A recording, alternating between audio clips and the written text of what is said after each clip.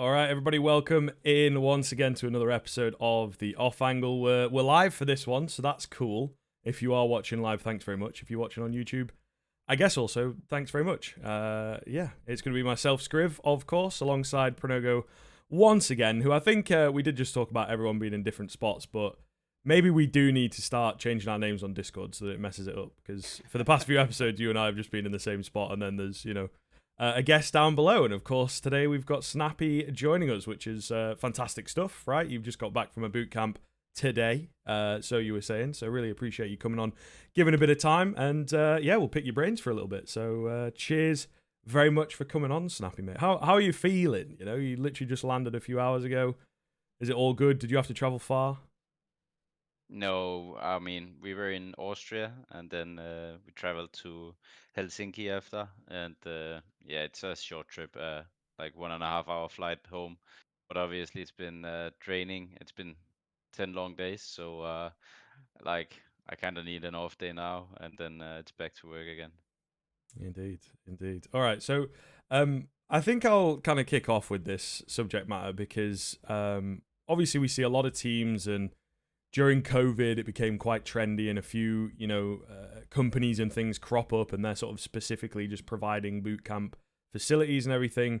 I kind of wanted to get into a bit more of the specifics of what goes down, right? Because you just said to us a few minutes ago that you had a few days without PCs. Is that intentional, or did something go awry, or is it part of like team bonding, or what kind of stuff do you guys get into at these boot camps that I guess ultimately make them worthwhile versus playing online, bonding online, and then coming together at LAN, right? Why do you need this extra step in the middle? I mean, the first part was something we've been talking about mainly with the old team, and it was planned for a long time. It was basically going to the Red Bull Performance Center in Austria, where we could kind of get some measurements on our body, like where we could potentially improve. Have we had some sports psychologists available, and some pretty much some uh, physical training and stretching, and also like kind of to increase longevity and also well, release stress, bond together better as a team. How do you keep healthy? How do you sleep the best? It was kind of like this were the first 3 days of it. Unluckily, we didn't have PCs there. It would have been good to, like, I think if at the start the plan was to actually stay there for the entire like 10 days and then have that in the morning and then in the evening like have normal practice, but it wasn't possible.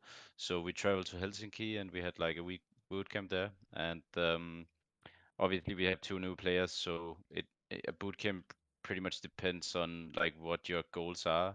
And for us, the goals right now was to obviously play a lot with Velde and Sunpayus and kind of get on the same page because they come from two teams where they obviously had a lot of they were very vocal, and it means that they kind of in a way also were a big part of dictating what kind of play style those teams had. And I think now we kind of have to get on the same page, which I think the bootcamp helped on a lot, because I think we still need a lot more time, obviously, to be at our peak because we still have a lot of things to work out. But it was good to meet everyone in real life and spend some time together and trying to get a head start on a lot of the challenges we will probably face. Like, there's obviously some things that is becoming better, but there are also some challenging things when you bring in two new players, because well, we just have to kind of like what we see as normal in ENCE might not be normal in their brain when we play because they don't have those procedures, and what they see as normal, we don't think is normal because we look at it in a different view.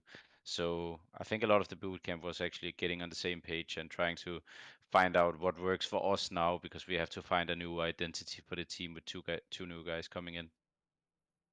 So my question on top of that is then obviously when you're dealing with people who are new to the team, right? And you were just saying that their culture might not be the same as far as like how they play and their chemistry and stuff. Do you view it as sort of part of your responsibility as well as an in-game leader to be like, hey guys, this is what ENCE is, we're kind of running the shots here, so this is kind of what you can bring to it, and this is kind of like the flexible stuff, but here's the stuff that we really need you to know. Like, do you kind of sort of lay down that structure and let them know even outside of the game itself, like even outside of prac, Like, is there something that you guys do differently, you feel like, or something new outside of the game that you've sort of developed as part of your leadership role, or do you mostly keep that stuff to inside the server? I mean, I would say that they have to kind of obviously slot in because Hmm. they come into our team. But we will, of course, listen as much as we can and make them as comfortable as we can. Also, if they had some good stuff, we will, of course, try to implement that because it would be dumb to think that our way is the only way. So we'll try to improve it. But first, we have to kind of get on the same page. I think, like, both Sunpayus and Velde comes in with a lot of ideas, and Hmm. because they come in with so many ideas, that's going to be very helpful for us down the line. I think here at the start, it's not so much about like getting new ideas from everyone. It's more about being on the same page, and then eventually, when we will need to kind of rethink ourselves and come up with new strats, new ideas, new ways to approach things. That's when we can kind of use a lot of the experience from the past teams in order to like keep improving. But for now, the main goal is to get on the same page, and I think we've done a very big step with that at the bootcamp. I think well, like this 1 week in a boot camp was probably equivalent to like 3 or 4 weeks of practice online because of how much you talk outside of the server, Right. and you get to understand like how people view different things much better because you talk CS all day. Like you play, and then after that you play even more. You test different things like on the server, and yeah. So that's how a boot camp for us at least goes. Okay. All right. No, that's good stuff because I think indeed some people, not like misconceptions, but maybe just kind of look at it as playing CS a bit more together, a bit more frequently, like you say. But obviously, there's other things that go on, and this stuff in the early days, like you're mentioning, that's a bit more extracurricular, as it were. Is really interesting actually to hear about. So, Yeah. yeah, it's kind of cool to know. And I mean, does that go to ENCE? Like, obviously, you've played in a few well-known organizations in the past. Like, is it something that's improved over time that they're able to give you these resources and whatnot, or has it just become, the rest of the field is doing it, so we have to catch up? Like, what's the energy around like the No. ENCE organization? I mean, we've always been doing boot camps. We did boot camps like even back in the 1.6 days, but obviously the structure around the boot camps has developed. There's a much more direct plan now, and also I would say that like obviously Int provides perfect facilities for it, right? They provide hotel, they provide food, they provide an office, like they provide the surroundings for us to just focus on our work. And in the past, it was maybe more that you had to kind of fix everything yourself, right? Especially back in the 1.6 days, but maybe also even in the early CS:GO days. Like I came back kind of late in CS:GO because I studied. But even then, back in 2016, 17, like the structure wasn't fully there. Like you would have to fix a lot of stuff yourself. But I would say that now, like our main goal is just to improve ourselves, improve our game, and then Ents will manage the rest for us, which is obviously nice. Talking about the organization a little bit, one of the things that really surprised me. So, if I can take you back to before the roster moves were really announced, and we knew what you guys were gonna come in with. The thing that really shocked me was that you guys basically recovered, it seems, in terms of the potential. Like, I actually almost feel like maybe your ceiling is a bit higher now, which is surprising because everybody was really off their rocker about Spinx. They were talking about how, look at this guy's like a revelation, a great discovery. And the inevitable thought was, well, ENCE is a smaller organization. There's no way that even if they're super successful, that they can always hold on to all of their star players. So it's kind of inevitable that Spinx leaves, and that will probably be the end of ENCE. That was a lot of people's thoughts? Is that like when he was announced to be targeted by Vitality in this case, it was like, well, okay, maybe that's the end of this run. I had a little bit more faith, but I was especially excited to see the changes that were coming in after the fact. So I guess my roundabout question is, first of all, I know that there was some targeting of snacks for a brief period. You talked about that in a previous interview. I also know that obviously, like I was saying earlier, ENCE isn't really known for breaking the bank a lot.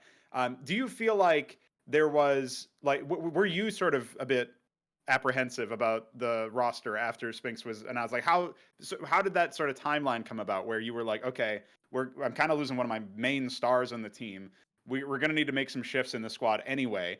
And I don't know if maybe that was when you decided to like target another opera as well. But for me, it was like it was really crazy to imagine that like you guys could bounce back like this to the point where, at least on paper, this roster should be able to do exactly the same stuff in terms of placings and results. It should be able to eventually get to the same heights, right? So how did that come about as far as like going from losing Spinx to now replacing the rest of the roster and getting it back up to snuff?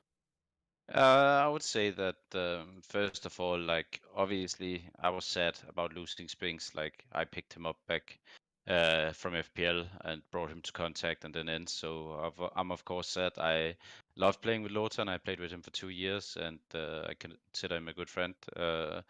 But he chose what he felt was best for him, and I can't really be mad about that. So obviously, we were not gonna lose him, and that's obviously something I would have preferred not to happen. But since it did, it is what it is, right? I would say that this Sunpayus change was decided prior to this, so it was not it was not decided because it wasn't known whether we could get him or anything.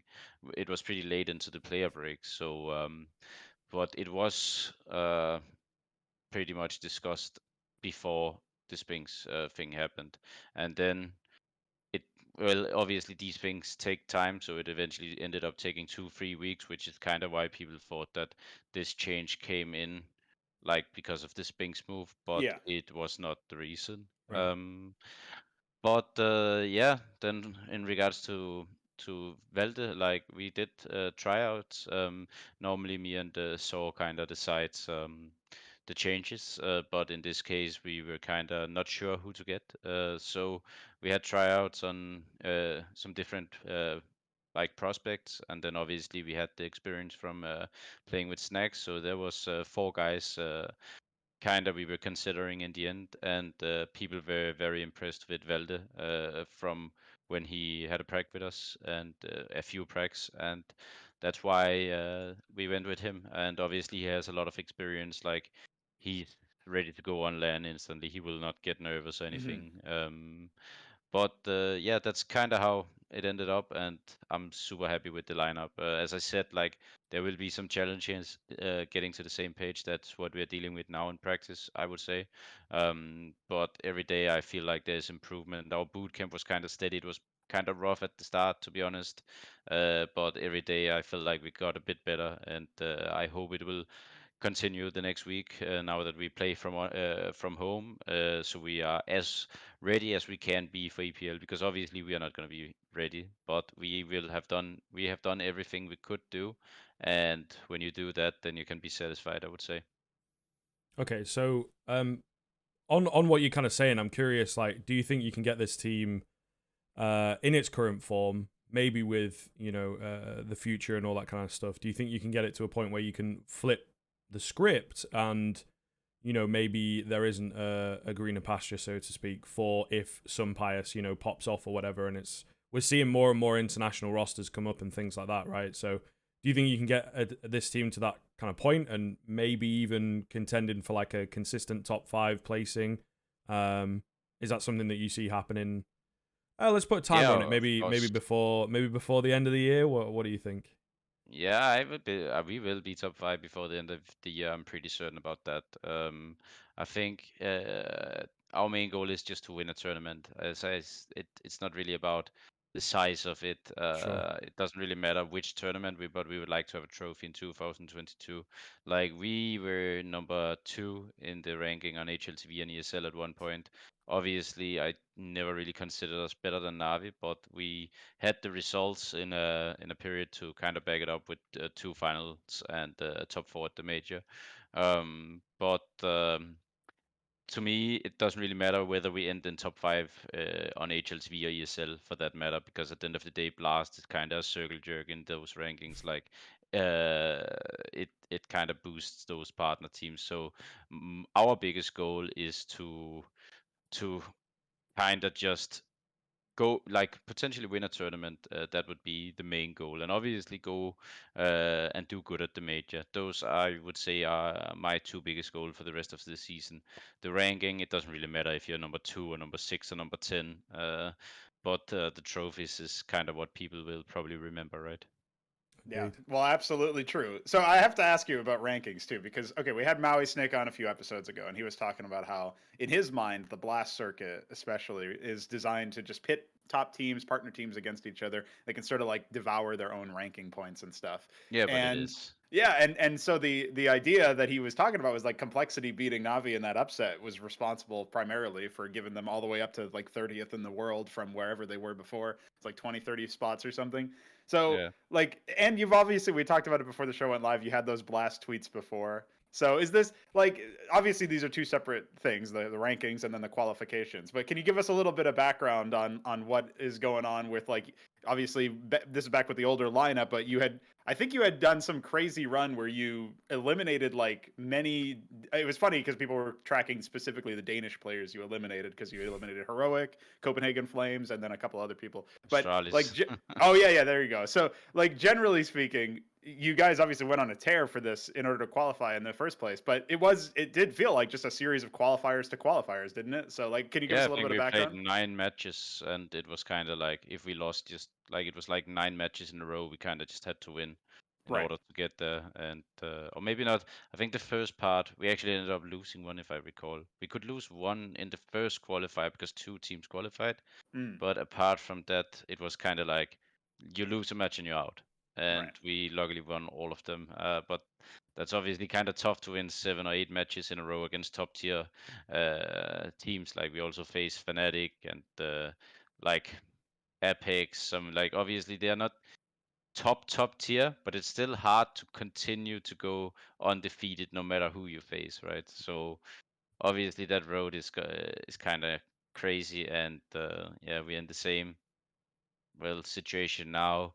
I actually cannot reveal anything about it, but I'm gonna tweet out about it really soon Okay. because there's some well problems around it. Gotcha. Okay, well, that's a little bit of a teaser for your Twitter later. Then, always good. Yeah, Always following that. So, okay, then I have my follow up. Then is about the rankings broadly speaking. It does feel like right now in the moment, like it's weird because I don't think people have caught on to this. But the HLTV rankings to me feel like the most shambolic that they have felt in a long time. As in to say, it's just like it's all a bit of a farce. Like they've got some stuff there where it's like, okay, here's what we have for rankings, but you look at it and it's just none of it makes sense. Like there was Mao's number 5 for a while. I think Astralis are even higher up in the ranking. It's Liquid is number 4. Yeah. It's like, these rosters that, if yeah, it is Navi's number true. one. Right, yeah, over phase, right, and despite the most recent big match again where they faced off, it was obviously went to phase. So it's like, is that really true? Like the head to head doesn't seem right. Like, you kind of make an argument, but the idea that it's just like by 3 or 4 points too is like, come on, man. So the whole system seems a bit flawed. Obviously, I never really liked the idea that we were all going to put our faith in HLTV's rankings to begin with, but usually they were fairly good at approximating who the best teams were. And it seems I like at this think point they just totally collapsed. What do you think? I think there is 2 things that kind of collapsed their ranking at the moment, and one is the player break. Like I think HLTV's ranking is built on recent results. Like I think the form is like 2 months, and then there's like lands that is 3 months, and then I think the last one they based it on is achievements, which goes further back. But the thing is, as every time there's player break, the HLTV ranking looks weird. I think when you are mid-season, it usually looks fairly precise. But after the player break, it can be it just look weird, especially with all the player changes. Because like if they do player changes, you lose 40% of the points and stuff like this, which I Hmm. think is fair to be honest. But maybe in order to tweak the ranking, they could maybe I don't know, put a bit more, like go a little bit further back in time. I don't know. Um, I don't have the answer for it, but that's the one. And then the second one is obviously Blast kind of inflating the ranking with their partner teams because it's like a closed circuit where those teams, where obviously Navi and FaZe, who has all the points, they are part of it.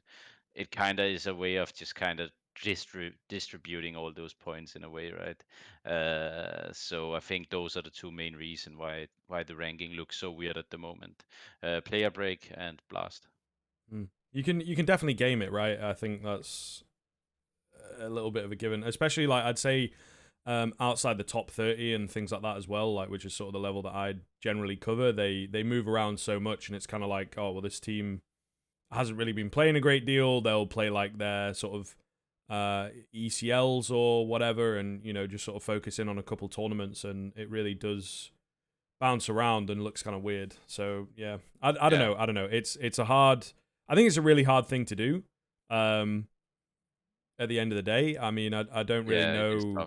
It is like tough. conventional sports, we love to bring them in and all that sort of stuff. The past few But it episodes, is kind of like at the moment, it is actually kind of like there is 2 top teams. Then I would yeah, say that's true. Cloud9 That is actually very true.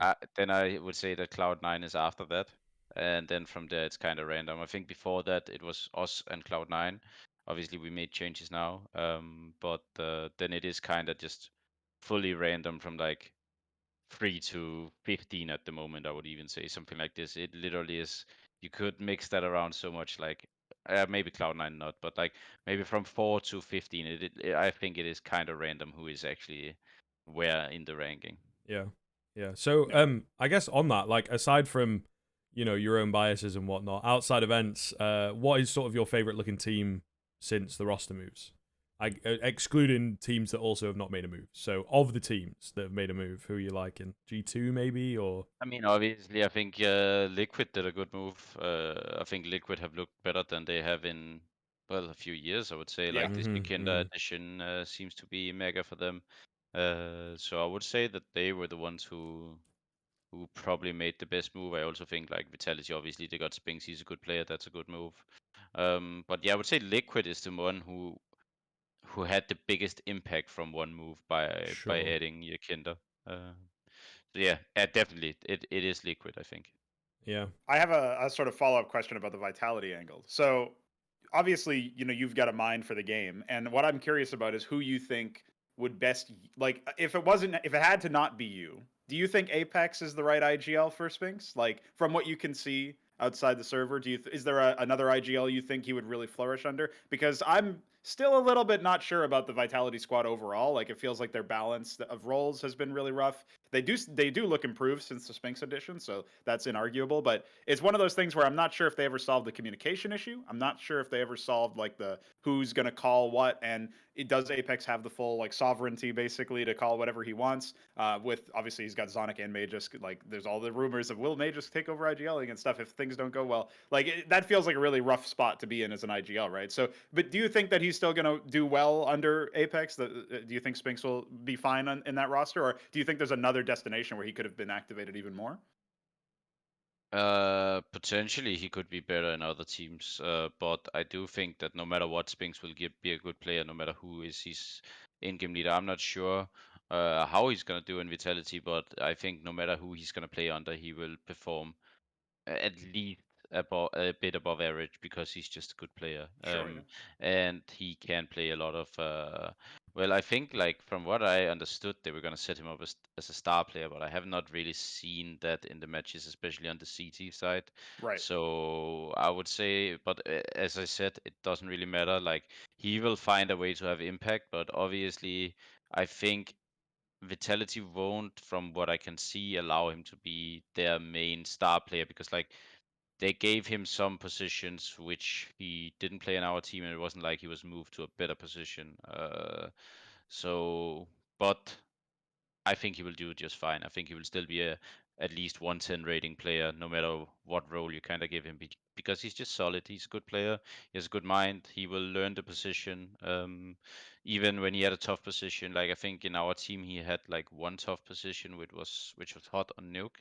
Like at the end they ended up playing spawn based inner, so it was kind of better. But he was very good in that position, despite it being a hard position. Then he obviously had a lot of good roles also, like A overpass, donut ancient, mirage short, all of this, right? But he had this tough position and he still managed to do amazing in it. So I'm sure no matter what they will give him, he will perform to, well, at least above average level. So, how are you guys going about kind of filling that hole? Obviously, we've touched on the obvious roster moves, but you would feel there's got to be a shift of resources, right? Hades, unfortunately, a little bit inconsistent is kind of the best way to put it. Maybe you can, fill in on that as well. But yeah, how are you guys going about? Is it like, you're trying to spread a bit thinner, as it were? Maybe give Madden a bit more to do, or all on Sunpayus, or are you still, I guess, figuring that out at this point? I mean, we are kind of still figuring it out. When we brought in Madden, his roles was very different to what they became 3 months after, because it suited the team more. We played at Katowice, and after Katowice, we did a lot of switches in roles. And in this team now, well, I obviously ain't gonna reveal anything, but there will potentially be switches also after Pro League. Okay. Like, you never know. We have to kind of test it in officials before we get like a real idea of what is the best solution. We obviously tried to get it right the first time, but there will probably be a map or two where we will swap around a bit after Pro League. So we are kind of in a testing phase at the moment, and we just want to be as ready as we can at the end of the day for the major. That is the main goal. Yes. Pro League, we obviously want to do good in it. Like, it is a big goal, but we also have to be realistic with the time we have. Mm-hmm. Okay, so I just wanted to kind of ask one more on the moves and everything. What is it that you feel about Valde at the moment, on the sort of surface level, again, without revealing too much, that makes him better than some of the other players that you guys, tried out? And Snacks is the obvious one, and, I think there's a few other names that people might have a bit of an idea of. But yeah, what is it that you really liked about Valde over them? I think the team especially thought that his communication was just kind of a level above everyone else. And that was kind of the main thing. I think the communication level was just way better. And Sure. then also looking into his old roles in OG, like, he still actually performed better than people give him credit for. Like, he's still like a 110 rating, despite OG never being really good. And at the same point, he was playing a lot of supportive roles. Where in this team, we have a lot of other positions we can potentially give him. Like, when I played with him 6 years ago, he was a star player, right? But he transitioned into more of a supportive element. But I like the way we view it is that he can be more than just a supportive element. Like, if you give him some space to be more aggressive, he can do it, and that's, well, without revealing too much, we are gonna push it into a more aggressive style than what he had before. Yeah, something that I thought was really interesting about the Valde pickup in particular was that, like, I really like the fact that he's slotting in for Spinx specifically, because even though you said, yes, it would be really nice to not have to move Spinx out from the roster, if you have to, like, Valde is a player who has this reputation for, like you were talking about Spinx, if you put him in a tough spot, he'll figure out a way. Like, he can figure out his way out, especially on like the CT side. He can find ways to play around spots that, he's creative enough and skilled enough that he can do that stuff. And I feel like maybe people forgot about that with his stint on OG, but that was his reputation before joining that team, right? Is that here we go. We got we have to be able to adapt his position to where he is, and he can actually make that change, right? So if there is a tough spot on the map and you need it solved, you can almost like throw him at that problem, and like after a little bit of adaptation, he can say, yeah, it's solved, boss, I got it. So Yeah. was that another thing that you picked up on? Because you've got experience with Valde before, but like, do you think that that's still a tool in his sort of skill set, his repertoire?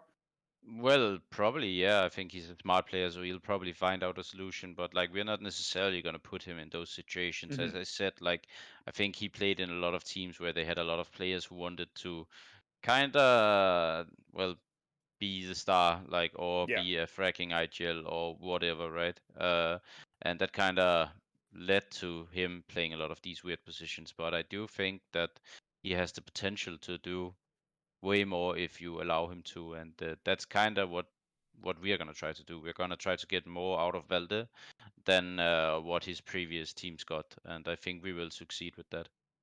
Okay. The Mhm. Valde thing too is like, so I know he did a little bit of IGLing before in North, and he's flirted with the idea of doing it more long term, or maybe acting as a secondary caller or something. Do you think that's one of the reasons why his communication is so good? Because it feels like he's already had to, he flirted enough with it to know, like, okay, if I was the IGL here, I know what I would want as far as resources or information or what have you. Like, here's how I can be like the best sort of soldier in that respect. Do you think that's like one of the things that's contributed towards his thriving in that sort of role? Maybe, but I just think he's Danish, to be honest. Like, all Danes usually have really good comms. Like, it's Yeah. very, Okay.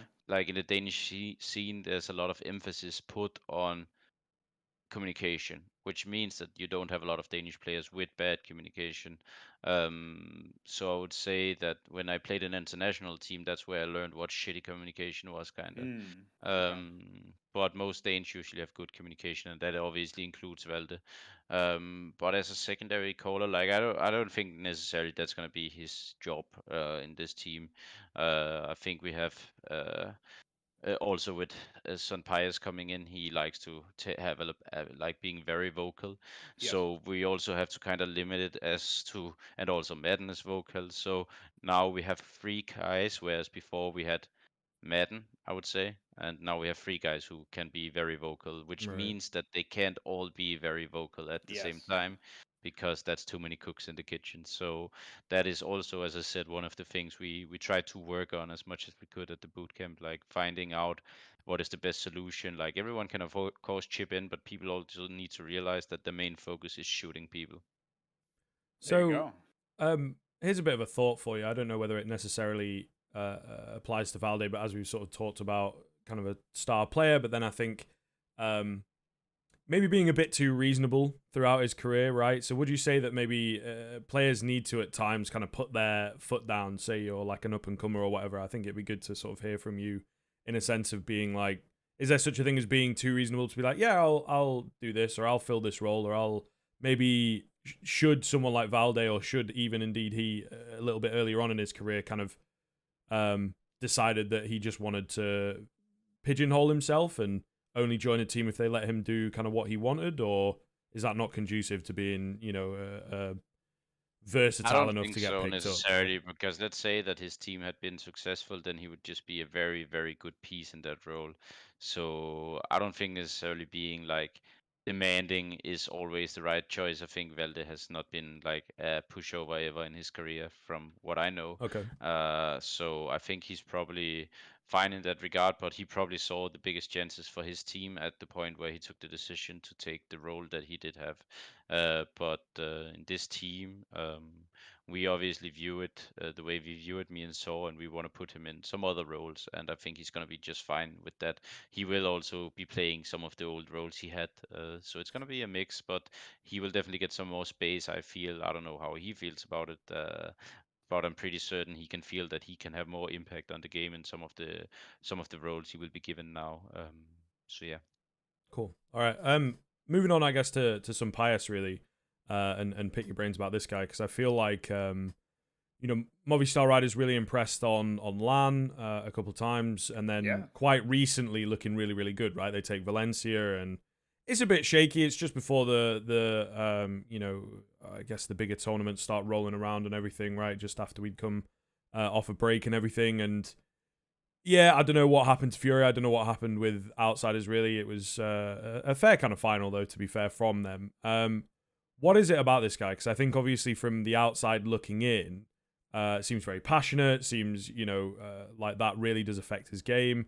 Really, really, really good at taking the resources on Movistar Riders. And then for ENCE, the squad, the kind of obvious in and out move would have been the AWPA, right? And like you said, it's something that had been planned a little longer than it looked like, because the way that your sort of transfers worked that out. long, to be fair. It was when the player break started, but Right, it was okay. not like like it was when the player break started. But obviously, that was like a week after. Then Spinx, the news kind of broke Yeah, that we right, exactly. after them. So it was not mega, like it was not that we planned it mid-season or anything. Okay. It was literally after Cologne, right?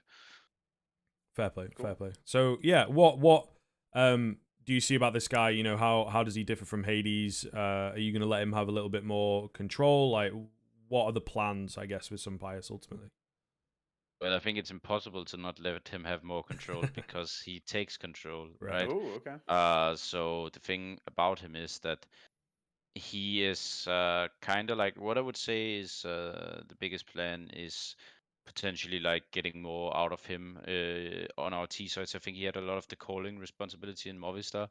And I think some of that can be taken off his shoulders. He still likes to do it. He can still do it, but I think like I hope that now with this team we have a lot of guys who actually like to run first, that's usually something that a Orber is happy with on the T sides, because that will allow them to come into the after plans and play a bit behind their teammates. But I would say that he's just a very vocal player. He takes a lot of control. He puts a lot of pride in knowing every single nade on the map, which is very good to have for an Orber, because that means that usually the Orber will always be behind you, and it is a very nice feeling to know that he will be able to set you up with the grenades needed in different situations. Well, hopefully he'll be picking up this new one. Have you seen? It was in the Spirit game earlier on Vertigo. I'm sure Sponge tweeted out about it. You may well have been traveling, but yeah, there's a new one being spotted smoking mid from T-spawn. Very cool. So there you go. Yeah. Always new content. That smoke we used like 1.5 years ago. Okay, right. So it's only just this is how it goes, isn't it? Shit. Yeah, it's how it goes. They only just get noticed at the wrong time, or if the observer catches it. Like we literally had a pistol with Alu and Doto was in the lineup. That was this smoke, which we threw, and I think even before that, like other teams were using it. So it's like credit to Sponge for putting it on Twitter, but it's not new at all. There you go, mate. Outed. All right, cool. I don't know if you've got anything to ask Pronogo on Sunpayus and whatnot, but I was feeling we move on to kind of the Pro League group and get a bit of a setup on that. Yeah, I mean, we could do that. I have a quick question that's not really super related to Sunpayus. It's more about the meta overall, and maybe we could linger on this point for a brief moment before we get to EPL. But we had you on It's Server Time, Snappi, a little bit ago, and that was at the height of like M4A1S is dominant. They hadn't nerfed the bullet count yet. You had some ideas for what they could do. Obviously, we talked about grenade dropping and how that morphed the meta and stuff, and like just generally what's going on with CTs. So it's been some time since then. Obviously, M4 has received a nerf. It's back down to 20 bullets. The general consensus from everybody I talk to is that it's not really been enough, and maybe the price is the main thing, or maybe the fact that there's no tracers, and the fact that utility is so much more prevalent, so you're always spamming smokes and stuff. That's more contributing towards it. How do you come down on it? Do you feel like it's better now? Do you have more fun playing the game, or is it still sort of just like, all right, whatever, I'm just getting killed through smokes and I can't see the enemy? Like, what's your take so far?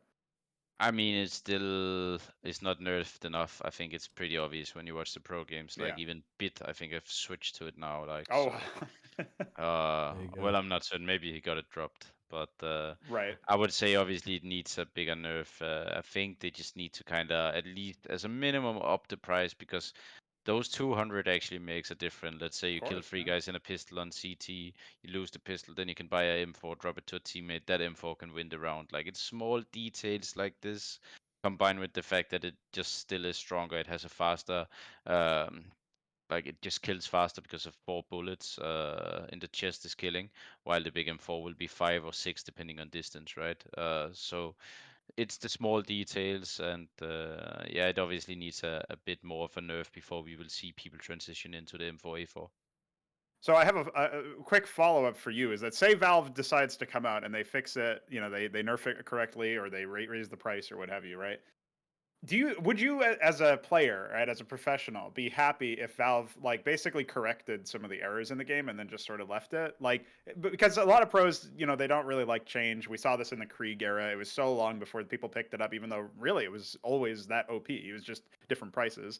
And so, like, are you one of the pros who thinks that it's like, as long as my sandbox is always the same and I always have the same toys, like everything's good? Or how do you come down on that? Because some people think that it would be more fun if they could play on a different map or change up, like maybe the guns are different somewhat, or like there's a new weapon, right? But a lot of pros seem to be like, nah, just keep it the same because that's much easier. I think a lot of this charm about CS is keeping a lot of it the same. The basis is the same, but I would say that obviously small changes can be made, and I do think they can kind of work it so that like it would be a 50-50 like choice between which info you use. Maybe you could even use the SG again, because they nerfed it maybe to a point where it's like too bad. Maybe they could put that in play again. So that is also kind of like 50-50. I would think that would be fun. It was also more tactical options.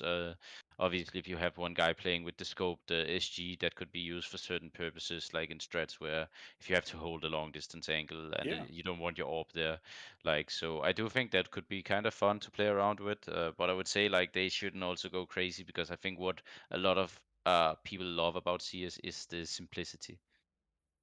Fair enough. Fair enough. A measured and diplomatic response from ENCE's in-game leader here, telling Valve how it is. Don't change too much, but I mean, it is true though. Like everybody knows Counter Strike, and it's like one of Yeah. the easiest things to get into as an esport, right? Like if you don't know the game and you just watch a professional broadcast and you see pros using guns that are kind of familiar, like oh, that one has got a silencer, so it's obviously going to be quiet and stuff. Like there's a lot of intuitive aspects. Is there something that you think like? This grenade change, just real quick before we move on to EPL, it feels like it's made it so that a lot of areas of the maps have become a lot harder to navigate, right? So you think of obviously like Inferno Banana, and it's so easy to just like nade stack that or just leave a bunch of nades on CT side. Obviously, it's been a while since that change was added, but do you feel like it's actually improved the game as far as like the specific results are? Like, do you think that the fact that you can leave nades on the corner and some rotator can pick it up, or like, how do you feel about that? I don't think it necessarily added a lot of good things. I would say that one of the key things is that I felt like actually some of the tactical play, like obviously I felt like before, like you could kind of like read the game, Yes. and I felt like that was a bit thrown out the window when suddenly a fifth monster smoke on overpass Mm. hits, and you're like, well, this can't happen, right? Obviously, like you can kind of use it tactically. I would say that it didn't add anything because it just shifted the tactical aspect in another area. I thought that it was pretty good as it was before, mainly because of the fact that if you had to kind of do these tricks, that meant that you would have to learn some crazy smoke lineups, right? And I Yes. think that Yeah. is better than necessarily just dropping it to a teammate and then he will just throw it again and again, like the same easy smoke 3 times, right? I Right. would think that it would be more fun that, like, for example, as a B player on Mirage, I would have to smoke like Corn from B Yeah. because I have the smoke, and I would think that adds a more tactical aspect in a way. And also, then you would be way more surprised that okay, they use 3 monster smokes, they should be out now. Then when a fourth comes, you're like, okay, they're playing 4B or what? What's going on here? Like they started 4B, but now it's like there can be 5 monster smokes and they're just 1 or 2B the entire time. And as Right. I said, it shifted the tactical aspect, but it just shifted it in another direction. So I don't really think it added anything good. It didn't add a lot of bad either, but it definitely I don't see it as a special change or anything that made CS mega nice. Yeah, I feel like it's in a bit of a weird spot for me as well from, sort of a closer spectator's perspective. But on the T side, you can maybe just spam flashes, but it feels like a lot of it's actually benefited the CT end, right? With like multiple smokes, like you talk about, a few areas with I multiple think it HEs and benefited the things, CTs way more than the Ts, Yeah, to be honest. Way, way more. Like the Ts nowadays get caught so often yeah, dropping yeah. nades to each other, whereas Yeah. before that would obviously never True. happen. Yeah. I think that it's definitely the CT it helps the most because Yes. dropping smokes, dropping molotovs to them, having more utility in the positions where you need it, having less where you don't need it, like where you can play off angles everywhere. Like overpass is a good example, Inferno is another good example. On a overpass, you don't really need a lot of utility. You just play some off angle that is super hard to clear for the T's, kill 1 or 2 with the silencer, and then you just run off, right? Yeah. Whereas, well, on T, of course, it adds certain things like on nuke, you can drop the smokes, and one guy can do a full smoke wall. But apart from that, I would say that, yeah, I think it definitely is a CT benefit, way more than a T benefit. Mhm.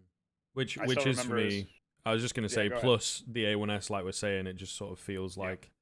So I don't, and then the maps inherently usually are a bit more CT sided just by design. So Yeah, um, I don't know. It's kind of interesting. We did have a bit of domination for a while there, but some of the maps seem to be a bit more even, like in terms of a 9-6 or whatever. So it's kind of commendable, I suppose, that teams have been able to figure it out a little bit. But yeah, the guesswork is way bigger, right? So maybe that is why in this past sort of 6 to 12 months we've seen an upswing in teams that are really strong at mid-rounding, teams that are able to brute force firepower into play and things like that, you know? So, yeah, I feel like something maybe has to change. Maybe they change it to specific nades. Maybe they change it to a limit on how many you can drop in the round, or maybe you can only drop them in, like, freeze time, but then that maybe defeats the whole purpose. It just becomes, like, an economic thing.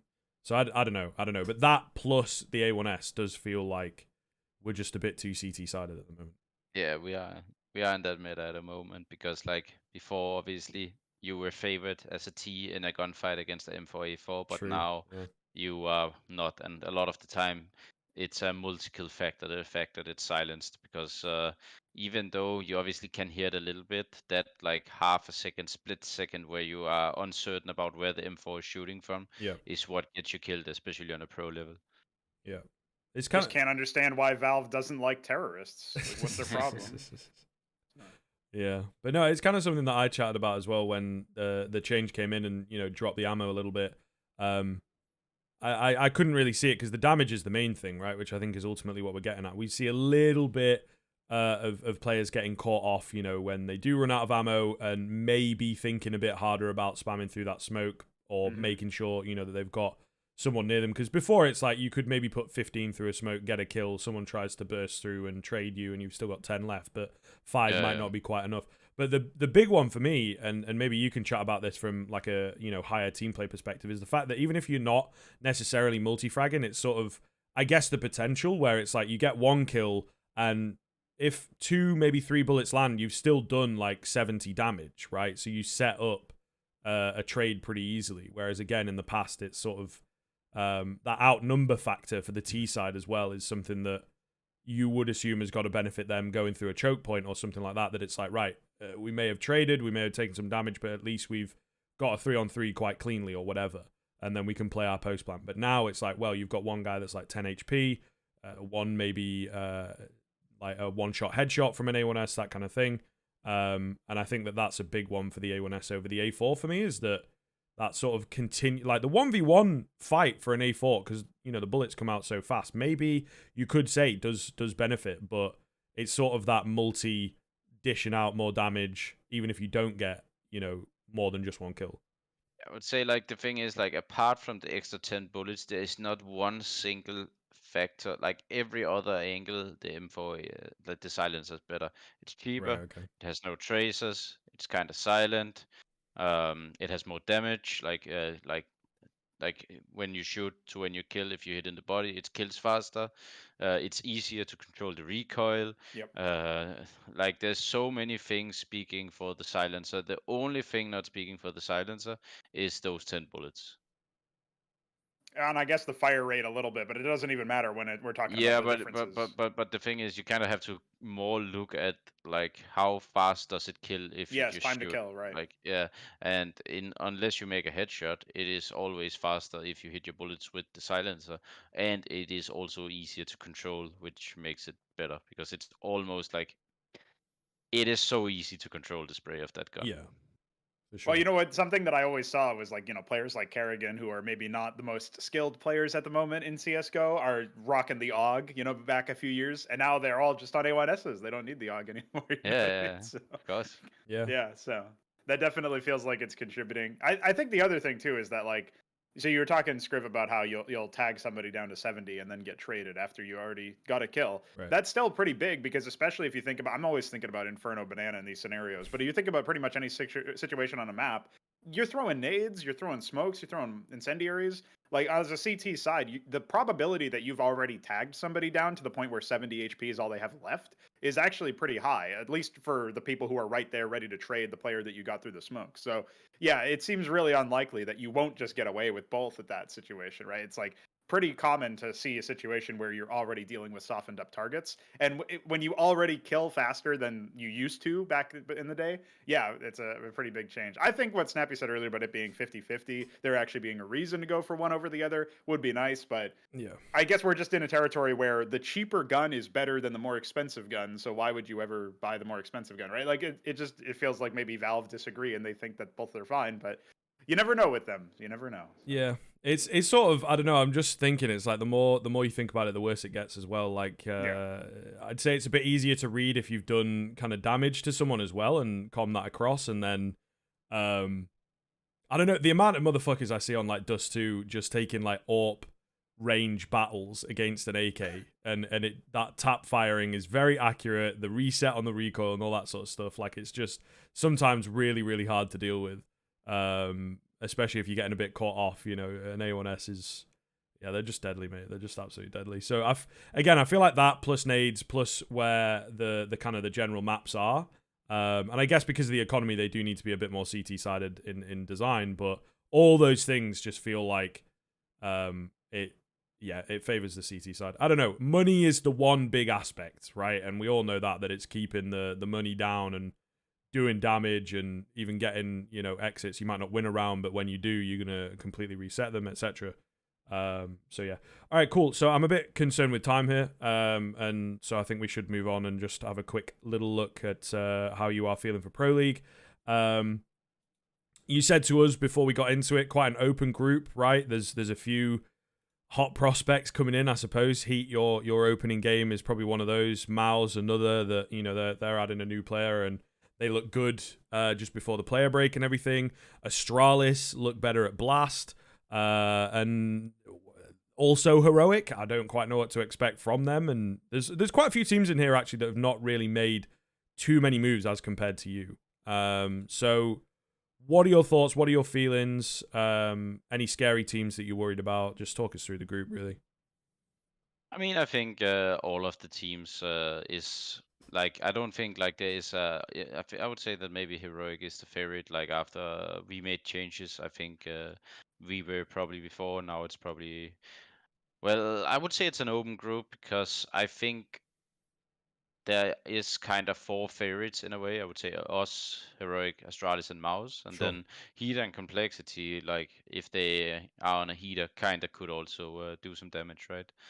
So yeah, it's an open group. I would say that I would wish that we had had more time with the lineup because two new players, especially Spinx and also your Orber, that's two very big changes for any team, which means that we will need more time to be at our full potential.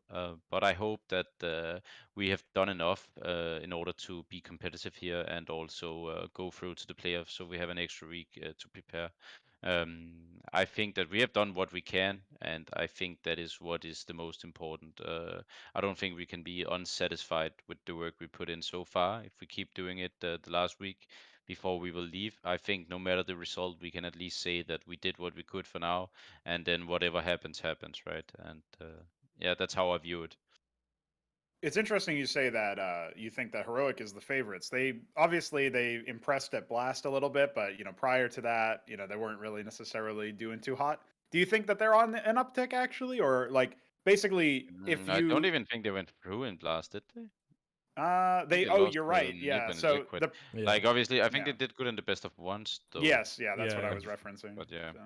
but no, I just say it because like I would say that like the group in general, there is a bit of uncertainty around the other teams. They are them and Astralis are the two teams that have not made changes, which should put them in a better position.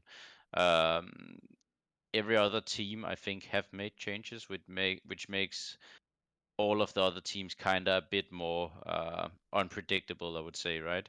So I would say those are the two teams that should be obviously very disappointed if they don't go through, because if they don't go through with a lineup they've had for like some time now, then it is not the best. Of course, Heroic made the Yabi change, Yes. Yeah. but at this point, maybe It's it's been a not little even bit. that long ago. Yeah. I'm not even sure it's that long ago. Maybe they can kind of also like use that. But I think they had him at Cologne and a bit before that. Is it 3 months? Maybe Yeah, maybe I'm I'm pretty wrong. sure that's right. But also I I'll have would a double say that, check. but it's only one change, and they changed like one rifler for another rifler, and they Yeah. put him kind of in the same role, which makes it not as big of a change as others, right? So yeah. So I'm interested because you said they should be really, they should be in the dumps if they end up not going through. But Astralis almost didn't go through to the major qualification. Were you watching their journey at all, or were you busy with Bootcamp? Like, what did you make of this? Because I thought it was really wild that they almost, they took 4 chances to get through, and even then it was hairy if you were watching. Yeah, I would say that it would have been a real bummer if they didn't Yeah. make that, and I don't think there is many excuses when you have 4 tries, chances, yeah. especially considering I don't think it was like I think the teams they lost to, it wasn't exactly I don't think they were even unlucky in the brackets. So I think that the fact that they made it was a very important thing for them, because I think that they would have a bit of a crisis is if they didn't, right? But now they made it, and I think they actually have a really, if they will start to go on an uptick, I would say they are in a very good position because they didn't make any changes. They're already high in the rankings, which will grant them invites for the upcoming tournaments. They're obviously a partner in both Blast and ESL. Not that it matters in ESL as long as you're high in the ranking. So they have the opportunities to stay relevant as a top team if they are good enough at this point. So the question be whether they are or not, right? Of course, yeah. Yeah. So to confirm, and it kind of leads into my next question. Yabi did indeed like play at Cologne and everything, so it's not like a recent player break-esque move.